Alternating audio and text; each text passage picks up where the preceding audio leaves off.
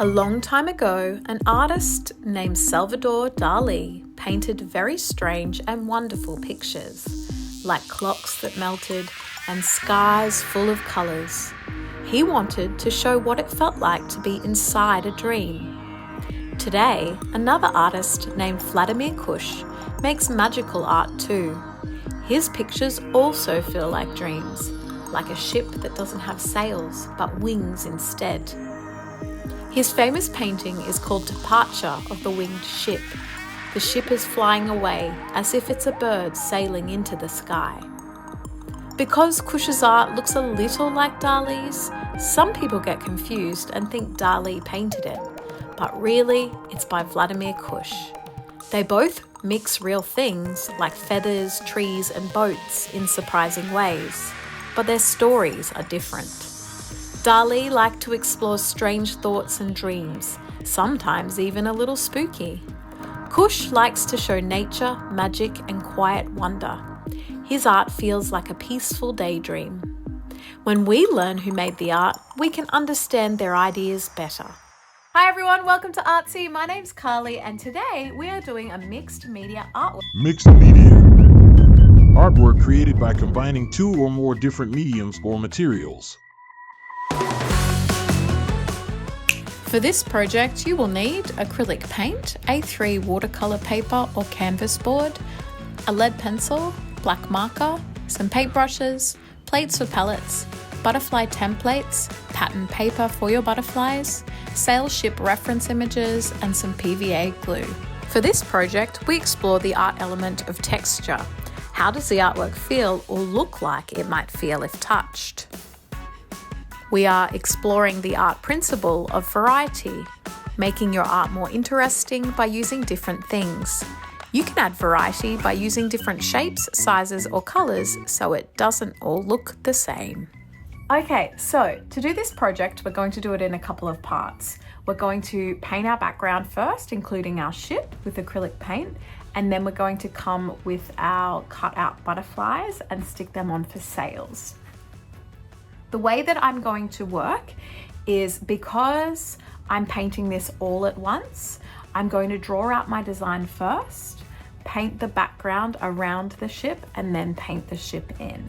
Usually you would paint all of the background, let it dry, and paint your ship on top.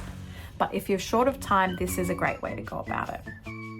So here with my canvas, what I'm going to do is I'm going to really gently draw in my ship first, okay? So I've looked at a design, you can see some designs here.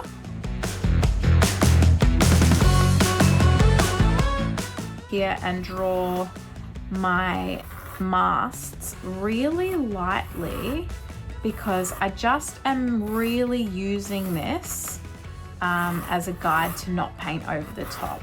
Okay, so I'm sorry if that's hard to see, but I don't want to do it in anything darker at the moment. All right, so at the beginning of the video, we showed a set of brushes that you could use. Flat brushes are the best for doing backgrounds because they allow you to cover more space. So I'm going to choose the widest flat brush that I have at this point. Now, here's a little tip that you can do.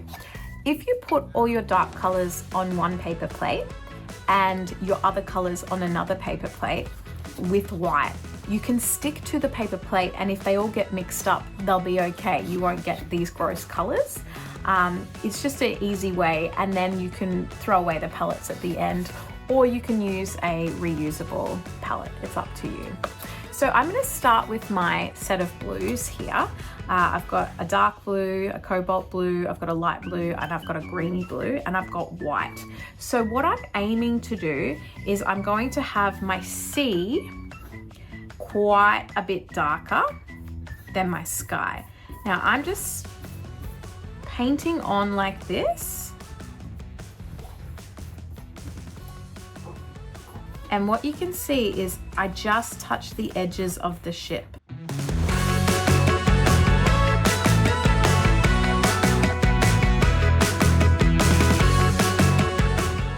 So I'm going to add a little bit of white to my blue, just to give a bit of depth to the color. And I'm not going past that horizon line yet.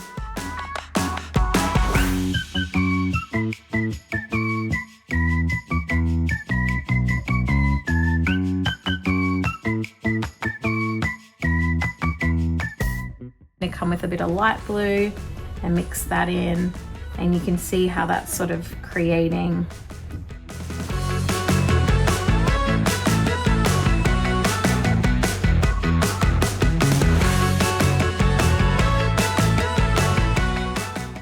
the horizon line is darker and the sea is darker towards the horizon line, because the idea is that the sea is deeper. So I'm just going to go over that bit, make that a bit darker.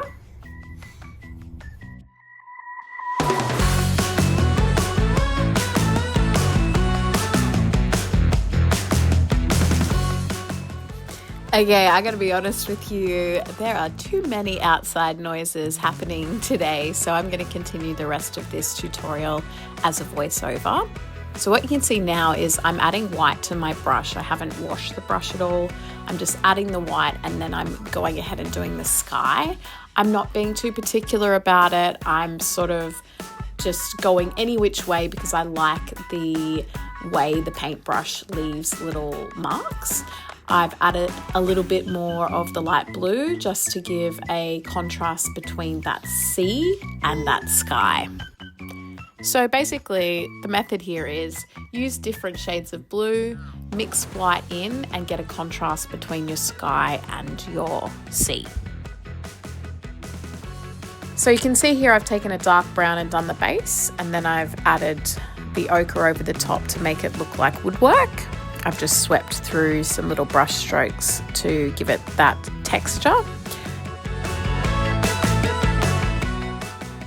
Adding white and dabbing on in little splodges gives you a textured sea effect, which is what we're looking for.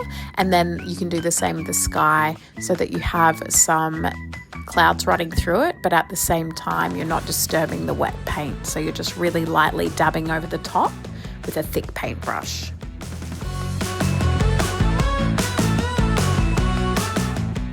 So you can see this is the first part of the project done. You can see that it's going to look really cool with the butterflies. So while it dries, I'll put it to the side and we'll get started with the other part. Okay, so the next part of this project is going to be working with your butterfly templates. So you can cut any kind of butterflies out. You can use the template that we have included in this video. And what you're going to do is you are going to choose some different colors of paper that you're going to trace your butterflies onto. Now this paper can be anything. It can be scrapbooking paper like we've used. It could be colored card. You could use newspaper, magazines. You could even paint your own paper and use that as a background. You can really use anything. The thing about Salvador Dali is that he was experimental. He used lots of bright colors and it was different. It was dreamlike, and I think for that you can really have lots of fun. So what you're going to do is you're going to have a couple of different sizes, like I said, and we're going to make a set of probably 3 or 4 sails. So you need 3 or 4 butterflies for each one of your masts. And if you think about it, you'll have the bigger butterfly on the bottom and then you'll have your bigger ones above. So what I'm going to do, if you're worried about using a marker, you could do this in pencil first on the back, cut it out and then do the marker. But because I want it to be bold, I'm going to go around my template with my marker first. And it might be a little bit rusty and a little bit crooked, and that's kind of okay because this is surrealism. And when we are working with surrealism, it can be, you know, a little bit different, a little bit quirky. It's okay if it's not all the same. So once you have your template like that, you might want to do one big one in one color, and then you might want to do 2 little ones in the same color, or you might like to have all different, or you might like to have all the same. There's really no right or wrong with this technique.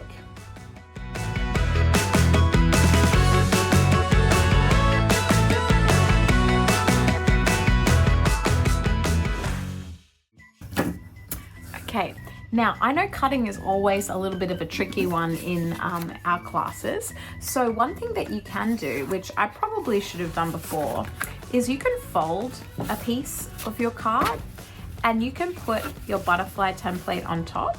If you move it towards the top of your card, so not right in the middle, you'll be able to get a few in. And if you just trace around one butterfly, but have your paper folded, what do you think is going to happen? Exactly. So we're going to get 2 butterflies for the price of 1.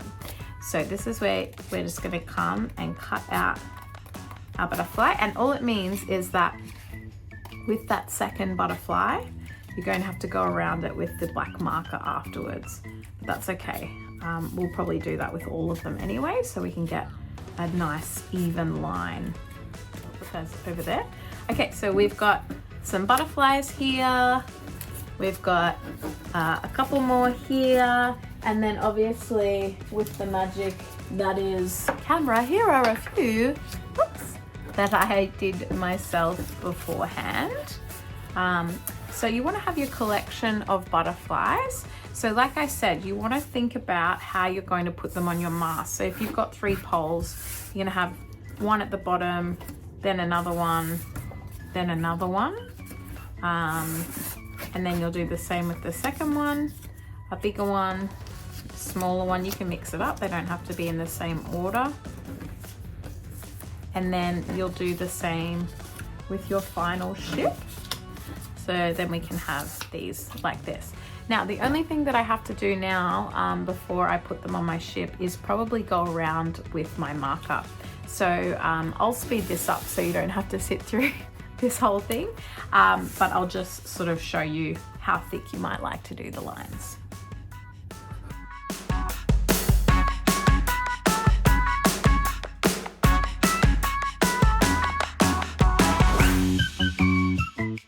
Okay, so I've got my butterflies all marked out now. The last thing I'm going to do before I glue them on is I'm actually going to get a pencil and I'm going to fold and roll my butterfly so that the center is a little flat, but then I can glue it straight like that. And that'll give us more of a butterfly 3D effect coming off the page.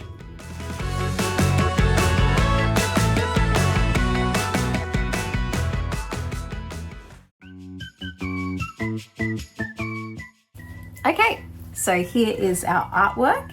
It is a little bit tacky still, but that's okay because once we get the butterflies on, we can leave it and let it completely dry.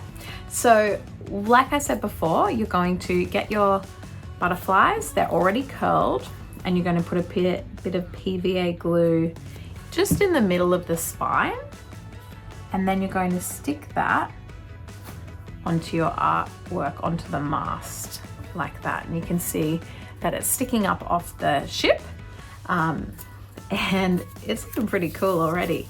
So I'm going to go ahead and do them line by line, sorry, mast by mast I should say, and you might have to move and bend your butterflies a little bit to kind of fit in. You might even have the underside one, if it's too big like mine is, have that one flat and have your 2 big ones on the other side. Or you might feel like you want to do just little butterflies and forget about the big ones. So it's really up to you and how you want your artwork to look. Also deciding how many you want is going to be up to you, how you want them to look, and obviously the order that you want your butterflies to sit in. And I am thinking, and it's only because I happen to make an extra one, that I might put an 4 on this middle mast because it's bigger than my other 2. So I'm gonna put that in there. And yeah, they'll move for a bit. PVA glue takes time to get tacky. So you kind of want to sit it on and then not touch it until it completely dries. This one here. And this one up there. Play around with the positioning. Get it just right for your artwork. So once you're at this point, if you do have time, if you feel like it, if you've wanting to add any extra details, you can go ahead and do that. You might want to outline your ship. You might want to add in some little details, maybe some of those lines that would make it look sort of like a wooden boat. So you can go ahead and add some of those in. Obviously, if the paint is wet, don't do this step yet. You don't have to do this step at all. This is just me adding a little bit of flair in.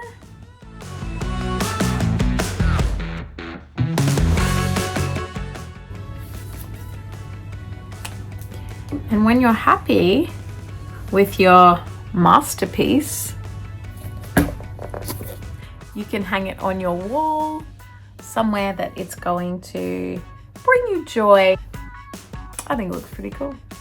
Thanks so much for joining us. How did yours turn out? As always, would love to see what you come up with, and I look forward to getting artsy with you very soon.